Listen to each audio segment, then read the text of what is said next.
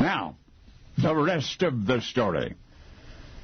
It was Ed's wedding day. Everybody was gathered for the ceremony except the bride. Of course, when Ed learned that she had run off with another man the night before, he was broken-hearted. He couldn't bear the sight of his hometown anymore, not even of his native Latvia without her. So Edward Lichkalnin left home, crossed the ocean, came to the United States to forget. In 1919, he found his way to South Florida. Ill with tuberculosis by now, he spent his days roaming the back roads, looking for a piece of land on which to settle. Ed was small and frail to begin with, and sick now, wasting away. He weighed less than 90 pounds, but he kept searching. And one afternoon, he was offered a ride from a fellow named Moser, a real estate man. You know what? With that kind gesture, Ed Lichkalnin's luck changed. You see, Mr. Moser and his wife took the grieving, ailing immigrant into their home and nursed him back to health. Ed told him about the almost bride who had left him, and Ed's belief that she would someday return to him, and that when she did, Ed said, he would welcome her into a kingdom all their own. I want an acre of bedrock coral, Ed told Mr. Moser. I want to build for her a castle made of coral. Well, Mr. Moser smiled at the sentimental little man. Yes, he said, he knew where there was, in fact, an acre of coral bedrock in the back country. Maybe the least desirable plot of land in the state, but Ed could have it if he wanted it.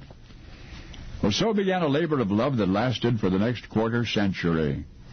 To his neighbors, he became known as Crazy Ed, the strange little man from the back country who rode into town from time to time on his rusty bicycle. Crazy Ed. Nobody could imagine what he was doing out there on his property, behind the high walls he had built. Of course, his friend Mr. Moser knew that Ed all by himself was building a coral Camelot for his long-lost queen. It took him 25 years to finish that castle. Ed's sweetheart never did come looking for him. He died in December of 1951, and what did he take with him to that lonely grave?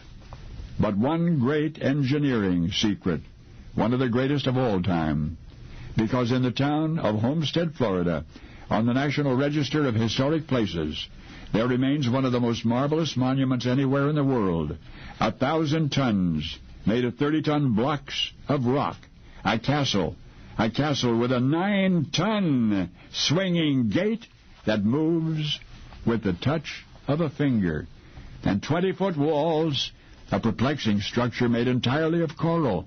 To this day, no one can say how it was done. We only know this, that with no more than a 5-foot, 95-pound physique, and a 4th-grade education, and a bicycle with no tires, and a lantern,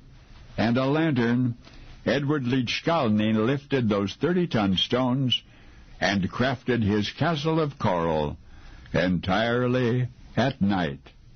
What could have motivated such an accomplishment? Visitors invariably wonder.